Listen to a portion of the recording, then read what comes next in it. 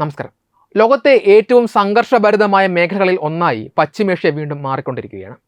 കാലങ്ങളായി നിഴൽ യുദ്ധങ്ങൾ നടത്തി വന്നിരുന്ന സൗദി അറേബ്യയും ഇറാനും നേരിട്ടുള്ള സൈനിക ഏറ്റുമുട്ടലിലേക്ക് നീങ്ങിയെന്ന വാർത്തകൾ ആഗോള നയതന്ത്ര തലത്തിൽ വലിയ ഞെട്ടലാണ് ഉളവാക്കിയിരിക്കുന്നത്. ഫെബ്രുവരിയിൽ അമേരിക്കയും ഇസ്രയേലും ഇറാനെതിരെ നടത്തിയ വ്യോമാക്രമണത്തെ തുടർന്ന് മേഖലയിലാകെ പടർന്ന യുദ്ധം 10 ആഴ്ചകൾക്ക് ശേഷം ശാന്തമാകുന്നു എന്ന് കരുതിയ ഘട്ടത്തിലാണ് സൗദി അറേബ്യയുടെ ഈ രഹസ്യ സൈനിക നീക്കം പുറത്തു വരുന്നത്. സ്വന്തം മണ്ണിൽ ഇറാൻ നടത്തിയ ഡ്രോൺ മിസൈൽ ആക്രമണങ്ങൾക്ക് പ്രതികാരമായി സൗദി വ്യോമസേന ഇറാനിലെ ലക്ഷ്യസ്ഥാനങ്ങളിൽ ആക്രമണം നടത്തിയെന്ന റിപ്പോർട്ടുകൾ മേഖലയിലെ ദശാബ്ദങ്ങൾ നീണ്ട വൈര്യത്തിൻ്റെ ഗതി മാറ്റുന്നവയാണ്. മാർച്ച് അവസാന വാരത്തിൽ നടന്ന ഈ രഹസ്യ സൈനിക നീക്കം ചരിത്രത്തിൽ ആദ്യമായിട്ടാണ് സൗദി അറേബ്യ ഇറാനെതിരെ നേരിട്ട് സൈനിക നടപടി സ്വീകരിക്കുന്ന സാഹചര്യം ഉണ്ടാക്കുന്നത്.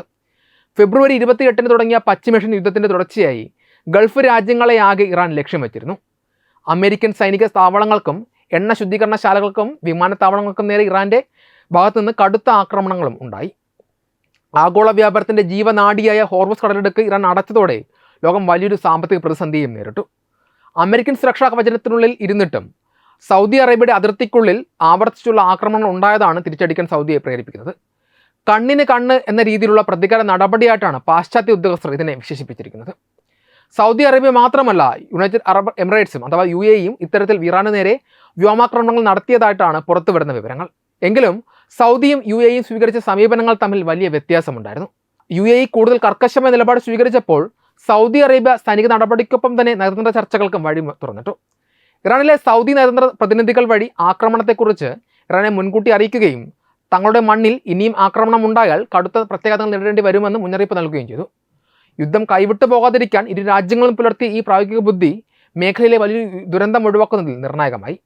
മാർച്ച് 19 റിയാദിൽ നടന്ന പത്രസമ്മേളനത്തിൽ സൗദി വിദേശകാര്യമന്ത്രി പ്രിൻസ് ഫൈസൽ ബിൻ ഫർഹാൻ രാജ്യത്തിൻ്റെ സുരക്ഷയ്ക്കായി ഏത് സൈനിക നടപടിയും സ്വീകരിക്കാൻ ഞങ്ങൾക്ക് അവകാശമുണ്ടെന്ന് വ്യക്തമാക്കിയിരുന്നു. ഇതിന് തൊട്ടു പിന്നാലെയാണ് ഇറാനിയൻ നയതന്ത്ര ഉദ്യോഗസ്ഥരെ സൗദി പുറത്താക്കിയതും അതിർത്തിയിൽ സംഘർഷം രൂക്ഷമായതും. മാർച്ച് അവസാന വാരത്തിൽ സൗദിക്ക് നേരെ 100-ലധികം മിസൈൽ ആക്രമണങ്ങൾ ഉണ്ടായപ്പോൾ ഏപ്രിൽ ആദ്യ വാരത്തോടെ അത് വെറും 25 കുറഞ്ഞു. ഏപ്രിൽ 7 വാഷിംഗ്ടണും തെഹ്റാനും തമ്മിൽ വെടിനിർത്തലിൽ എത്തുന്നതിന് മുൻപ് തന്നെ സൗദിയും ഇറാനും തമ്മിൽ അനൗദ്യോഗികമായൊരു ധാരണയിൽ എത്തിയിരുന്നു എന്നത് ശ്രദ്ധേയമാണ്. ഈ സംഘർഷം തെളിയിക്കുന്നത് പശ്ചിമേഷ്യയിലെ ശക്തി സമവാക്യങ്ങൾ മാറുകയാണ് എന്നതാണ്. അമേരിക്കയുടെ സഹായമില്ലാതെ തന്നെ തങ്ങളുടെ പരമാധികാരം സംരക്ഷിക്കുവാൻ ഗൾഫ് രാജ്യങ്ങൾ സൈനികമായി സജ്ജമാണ് എന്ന് ഈ നീക്കങ്ങളിലൂടെ അവർ ലോകത്തിന് കാണിച്ചു കൊടുത്തു. ഇറാൻ പ്രോജക്ട് ഡയറക്ടർ അലി വയസ് നിരീക്ഷിക്കുന്നത് പോലെ ഈ തിരിച്ചടികൾ ഇരു രാജ്യങ്ങൾക്കുമിടയിൽ വിശ്വാസം വർദ്ധിപ്പിക്കുന്നില്ലെങ്കിലും അനിയന്ത്രിതമായ യുദ്ധം ഇരുപക്ഷത്തിനും താങ്ങാനാവാത്ത നഷ്ടങ്ങൾ വരുത്തുമെന്ന തിരിച്ചറിവിലേക്ക് അവരെ എത്തിച്ചിരിക്കുന്നു. സമാധാനവും സുസ്ഥിരതയും ആഗ്രഹിക്കുമ്പോഴും രാജ്യസുരക്ഷയുടെ കാര്യത്തിൽ വിട്ടുവീഴ്ചയില്ലെന്ന ശക്തമായ സന്ദേശമാണ് സൗദി അറേബ്യ ഇതിലൂടെ നൽകിയിരിക്കുന്നത്. വരും നാളുകളിൽ പശ്ചിമേഷ്യയിലെ സമാധാന ചർച്ചകളിൽ ഈ പുതിയ കരുത്തുറ്റ സൗദി നിലപാട് വലിയ സ്വാധീനം ചെലുത്തുമെന്നത് ഉറപ്പായ കാര്യമാണ്. പശ്ചിമേഷ്യയിലെ ഭൗമരാഷ്ട്രീയ സാഹചര്യങ്ങളിൽ സൗദി അറേബ്യയും ഇറാനും തമ്മിലുള്ള ശത്രുത ദശാബ്ദങ്ങളായുള്ള ഒന്നാണ് തന്നെയാണ്. ലോകത്തിലെ തന്നെ ഏറ്റവും വലിയ എണ്ണ ഉൽപ്പാദക രാജ്യങ്ങളിൽ ഒന്നായ സൗദി അറേബ്യ തങ്ങളുടെ സാമ്പത്തിക ശേഷി ഉപയോഗിച്ച് പ്രതിരോധ മേഖലയിൽ വലിയ നിക്ഷേപങ്ങളാണ് നടത്തിക്കൊണ്ടിരിക്കുന്നത്. ഇറാൻ്റെ സൈനിക ഭീഷണികളെ നേരിടാൻ തക്ക അത്യാധുനിക ആയുധങ്ങൾ സൗദിയുടെ കൈവശമുണ്ടോ എന്നത് ആഗോള സൈനിക നിരീക്ഷകർക്കിടയിലെ പ്രധാന ചർച്ചാ വിഷയമാണ്. കേവലം അംഗബലം എന്നതിലുപരി സാങ്കേതികമായി ഏറെ മുന്നിട്ട് നിൽക്കുന്ന അമേരിക്കൻ യൂറോപ്യൻ ആയുധശേഖരമാണ് സൗദി സൈന്യത്തിൻ്റെ നട്ടെല്ല്. ഈ ആയുധങ്ങളുടെ പ്രഹരശേഷിയും പ്രതിരോധ സംവിധാനങ്ങളും ഇറാനെ പോലൊരു വലിയ രാജ്യത്തെ നേരിടാൻ സൗദിയെ പ്രാപ്തമാക്കുന്നുണ്ടെന്ന് പരിശോധിക്കുന്നത് ഏറെ പ്രസക്തമാണ്. സൗദി അറേബ്യയുടെ സൈനിക ശക്തിയുടെ ഏറ്റവും പ്രധാനപ്പെട്ട ഘടകം അവരുടെ അത്യാധുനിക വ്യോമസേനയാണ്. റോയൽ സൗദി എയർഫോഴ്സ് ഇന്ന് ലോകത്തിലെ തന്നെ ഏറ്റവും ആധുനികമായ പോർ വിമാനങ്ങൾ കൈവശമുള്ള സേനകളിൽ ഒന്നാണ്. അമേരിക്കൻ നിർമ്മിതമായ F-50SA ഈഗിൾ വിമാനങ്ങൾ ഇതിൽ പ്രധാനമാണ്. ലോകത്തിലെ തന്നെ ഏറ്റവും കരുത്തുറ്റ മൾട്ടി റോൾ യുദ്ധവിമാനങ്ങളിൽ ഒന്നായ ഇവയ്ക്ക് ദീർഘദൂര ലക്ഷ്യങ്ങൾ കൃത്യതയോടെ തകർക്കുവാൻ സാധിക്കും. കൂടാതെ യൂറോപ്യൻ നിർമ്മിതമായ ടൈഫൂൺ, ടൊർണോഡോ വിമാനങ്ങളും സൗദിയുടെ ആകാശക്കരുത്ത് വർദ്ധിപ്പിക്കുന്നു.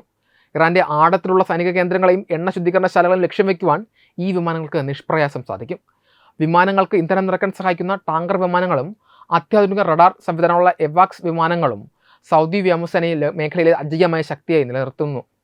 മിസൈൽ സാങ്കേതിക വിദ്യയിലും സൗദി അറേബ്യ വലിയ പുരോഗതി കൈവരിച്ചിട്ടുണ്ട്. ഇറാൻ്റെ പക്കൽ വലിയൊരു ബാലിസ്റ്റിക് മിസൈൽ ശേഖരമുണ്ടെന്ന തിരിച്ചറിവിൽ നിന്നാണ് സൗദി തങ്ങളുടെ മിസൈൽ പ്രതിരോധം ശക്തമാക്കുന്നത്. അമേരിക്കൻ നിർമ്മിതമായ പാട്രിയറ്റ് മിസൈൽ പ്രതിരോധ സംവിധാനം ഇന്ന് സൗദി അറേബ്യയുടെ പ്രധാന സുരക്ഷാ കവചമാണ്. ഡ്രോണുകളെയും ക്രൂയിസ് മിസൈലുകളെയും ആകാശത്ത് വെച്ച് തന്നെ തകർക്കുവാൻ ഇതിന് സാധിക്കും. ഇതിനു പുറമെ ലോകത്തിലെ തന്നെ ഏറ്റവും മികച്ച മിസൈൽ പ്രതിരോധ സംവിധാനമായ താഡ് സ്വന്തമാക്കുന്ന കരാറുകളിലും സൗദി ഏർപ്പെട്ടിട്ടുണ്ട്. ആക്രമണത്തിന് മാത്രമായി ചൈനയിൽ നിന്ന് വാങ്ങിയ DF-21 പോലെയുള്ള ബാലിസ്റ്റിക് മിസൈലുകളും സൗദിയുടെ പക്കലുണ്ട്.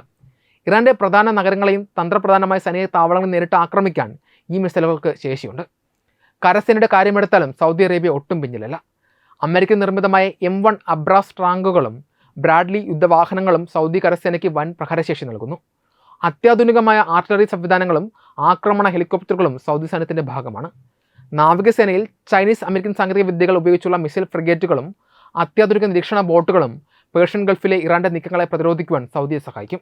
സൈനികരുടെ എണ്ണത്തിൽ ഇറാന് മുൻതൂക്കമുണ്ടെങ്കിലും സാങ്കേതിക മികവിലും ആയുധങ്ങളുടെ ഗുണനിലവാരത്തിലും സൗദി അറേബ്യ ഏറെ മുന്നിലാണ്. സമീപകാലത്ത് ഡ്രോൺ സാങ്കേതിക വിദ്യയിലും സൗദി വലിയ ശ്രദ്ധ നൽകുന്നുണ്ട്. ചൈനയിൽ നിന്നും തുർക്കിയിൽ നിന്നും അത്യാധുനികമായ സായുധ ഡ്രോണുകൾ സൗദി വാങ്ങിക്കൂട്ടി. കൂടാതെ ആർട്ടിഫിഷ്യൽ ഇൻ്റലിജൻസ് ഉപയോഗിച്ചുള്ള സൈനിക നീക്കങ്ങളിലും സൈബർ യുദ്ധമുറകളിലും സൗദി വലിയ നിക്ഷേപങ്ങൾ നടത്തുന്നുണ്ട്. ചുരുക്കത്തിൽ ലോകത്തിലെ ഏറ്റവും മികച്ച ആയുധങ്ങൾ കൈവശമുണ്ട് എങ്കിലും ഈ ആയുധങ്ങൾ ഉപയോഗിക്കാനുള്ള സൈനികരുടെ പരിശീലനവും യുദ്ധപരിചയവുമാണ് ഏതൊരു യുദ്ധത്തിലും നിർണായകമാവുക. ഇറാൻ തദ്ദേശീയമായി നിർമ്മിക്കുന്ന മിസൈലുകളെയും ഡ്രോണുകളെയും നേരിടാൻ സൗദിയുടെ പക്കൽ ലോകോത്തര നിലവാരത്തിലുള്ള ആയുധങ്ങളുണ്ട് എന്ന കാര്യത്തിൽ തർക്കമില്ല. ഈ ആയുധങ്ങൾ നൽകുന്ന സുരക്ഷിത ബോധമാണ് പശ്ചിമേഷ്യയിലെ വലിയൊരു ശക്തിയായി സൗദി അറേബ്യ നിലനിർത്തുന്നത്. സൗദി അറേബ്യയും ഇറാനും തമ്മിൽ പശ്ചിമേഷ്യയിൽ നേരിട്ടുള്ള യുദ്ധം ഉണ്ടായാൽ ഏതെങ്കിലും ഒരു പക്ഷത്ത് നിലയുറപ്പിക്കുക എന്നത് ഇന്ത്യയെ സംബന്ധിച്ചിടത്തോളം അസാധ്യവും ദൂരവ്യാപകവുമായ പ്രത്യാഘാതങ്ങൾ ഉണ്ടാക്കുന്നതുമായ ഒന്നാകും. ചരിത്രപരമായി നോക്കിയാൽ അന്താരാഷ്ട്ര തർക്കങ്ങളിൽ ഒരു പക്ഷത്തോടും ചേരാതെ തന്ത്രപരമായ സ്വയംഭരണാധികാരം ഉയർത്തിപ്പിടിക്കുന്ന നയമാണ് ഇന്ത്യ സ്വീകരിച്ചു പോരുന്നിരുന്നത്. അതുകൊണ്ട് തന്നെ ഇത്തരമൊരു സാഹചര്യത്തിൽ സമാധാനത്തിനും നയതന്ത്ര ചർച്ചകൾക്കും ഊന്നൽ നൽകുന്ന ഒരു നിഷ്പക്ഷ നിലപാടായിരിക്കും ഇന്ത്യ സ്വീകരിക്കുക. ഇതിന് പ്രധാനമായും 3 കാരണങ്ങളാണുള്ളത്. ഒന്നാമതായി, ഇന്ത്യയുടെ ഊർജ്ജ സുരക്ഷയും പ്രവാസി ക്ഷേമവും സൗദി അറേബ്യ ഉൾപ്പെടെയുള്ള ഗൾഫ് രാജ്യങ്ങളുമായി അഭേദ്യമായി ബന്ധപ്പെട്ടിരിക്കുന്നു. ദശലക്ഷക്കണക്കിന് ഇന്ത്യക്കാർ ജോലി ചെയ്യുന്നതും ഇന്ത്യയിലേക്ക് ഏറ്റവും കൂടുതൽ വിദേശ നാണയം എത്തുന്നതും ഈ മേഖലയിൽ നിന്നാണ്. അതിനാൽ സൗദി അറേബ്യയുമായുള്ള ബന്ധം തകരുന്നത് ഇന്ത്യയുടെ സമ്പദ്വ്യവസ്ഥയെ സാരമായി ബാധിക്കും. രണ്ടാമതായി, ഇറാൻ്റെ കാര്യമെടുത്താൽ ഇന്ത്യയുടെ തന്ത്രപരമായ താല്പര്യങ്ങൾ അവിടെയും നിലനിൽക്കുന്നുണ്ട്. പാകിസ്ഥാനെ മറികടന്ന് അഫ്ഗാനിസ്ഥാനിലേക്കും മധ്യേഷ്യയിലേക്കും വ്യാപാര പാത തുറക്കുന്ന ചബഹാർ തുറമുഖം ഇന്ത്യയുടെ വലിയൊരു നിക്ഷേപമാണ്. ഇറാന്റെ സൗഹൃദം നിലനിർത്തേണ്ടത് ഇന്ത്യയുടെ ഭൗമരാഷ്ട്രീയ താല്പര്യങ്ങൾക്ക് അത്യന്താപേക്ഷിതമാണ്. ഇസ്രയേലുമായും അമേരിക്കയുമായി ഇന്ത്യക്ക് അടുത്ത ബന്ധമുണ്ട് എങ്കിലും ഇറാനെ പൂർണ്ണമായി തള്ളിക്കളയാൻ ഇന്ത്യ തയ്യാറാകില്ല. മൂന്നാമതായി, യുദ്ധമുണ്ടായാൽ ആഗോള വിപണിയിൽ എണ്ണവില കുതിച്ചുയരുന്നത് ഇന്ത്യയിലെ സാധാരണക്കാരെയും രാജ്യത്തിൻ്റെ സാമ്പത്തിക അടിത്തറയും ഒരുപോലെ തകർക്കും. അതുകൊണ്ട് തന്നെ യുദ്ധം തുടരുന്നത് ഇന്ത്യയുടെ താല്പര്യമല്ല. ഈ സാഹചര്യത്തിൽ ഇരു രാജ്യങ്ങളുമായും ഉറ്റ സൗഹൃദമുള്ള ചുരുക്കം ചില രാജ്യങ്ങളിലൊന്നായി ഇന്ത്യ ഒരു മധ്യസ്ഥൻ്റെ റോൾ ഏറ്റെടുക്കാനാണ് സാധ്യത. റഷ്യ യുക്രൈൻ യുദ്ധത്തിലും ഇസ്രായേൽ ഹമാസ് സംഘർഷത്തിലും ഇന്ത്യ സ്വീകരിച്ചതുപോലെ യുദ്ധം ഒന്നിനും പരിഹാരമല്ലെന്നും ചർച്ചകളിലൂടെ പ്രശ്നങ്ങൾ തീർക്കാമെന്നുമുള്ള കർശനമായ നിലപാടായിരിക്കും ഇന്ത്യ ഉയർത്തിപ്പിടിക്കുക. മേഖലയിലുള്ള ലക്ഷക്കണക്കിന് ഇന്ത്യൻ പ്രവാസികളെ സുരക്ഷിതമായി നാട്ടിലെത്തിക്കുക എന്നതിനായിരിക്കും അത്തരം ഒരു ഘട്ടത്തിൽ ഇന്ത്യ പ്രഥമ പരിഗണന നൽകുക. ചുരുക്കത്തിൽ ആരുടെയും പക്ഷം ചേരാതെ സ്വന്തം രാജ്യത്തിൻ്റെ സുരക്ഷയും സാമ്പത്തിക താല്പര്യങ്ങളും സംരക്ഷിച്ചുകൊണ്ട് സമാധാനത്തിന് വേണ്ടി നിലകൊള്ളുന്ന മധ്യവർത്തി നിലപാടായിരിക്കും ഇന്ത്യയുടേത്. വെബ് ഡെസ്ക് തത്വമൈ ന്യൂസ്. വിട്ടുവീഴ്ചയില്ലാത്ത നിലപാടുകളുമായി ദേശീയതയുടെയും സമാജത്തിൻ്റെയും ശാക്തീകരണത്തിനു വേണ്ടി തത്വമയിയുടെ ജൈത്രയാത്ര തുടരുകയാണ്. യൂട്യൂബിൽ മാത്രം തത്വമയിക്ക് 10 ലക്ഷം സബ്സ്ക്രൈബേഴ്സിലേക്ക് എത്താൻ ഏതാനും ചുവടുകൾ മാത്രമാണ് ബാക്കി. മറ്റ് സോഷ്യൽ മീഡിയ പ്ലാറ്റ്ഫോമുകളിലും തത്വമയിയുടെ നിറസാന്നിധ്യം തുടരുകയാണ്. ഈ അവസരത്തിൽ ഞങ്ങൾക്ക് നിങ്ങളോടുള്ള അഭ്യർത്ഥന ഞങ്ങളോടൊപ്പം നിൽക്കുക എന്നുള്ളതാണ്. നിങ്ങൾ ഉപയോഗിക്കുന്ന ഏത് സോഷ്യൽ മീഡിയ പ്ലാറ്റ്ഫോം ആണെങ്കിലും ഞങ്ങളുടെ വരിക്കാരാകുക, ഞങ്ങളെ സബ്സ്ക്രൈബ് ചെയ്യുക, നിങ്ങളുടെ സുഹൃത്തുക്കളിലേക്ക് തത്വമയിയുടെ ഈ സന്ദേശം പ്രചരിപ്പിക്കുക. ഞങ്ങളോടൊപ്പം നിൽക്കൂ, രാഷ്ട്രത്തോടൊപ്പം നിൽക്കൂ, ദേശീയതയ്ക്കൊപ്പം സഞ്ചരിക്കൂ.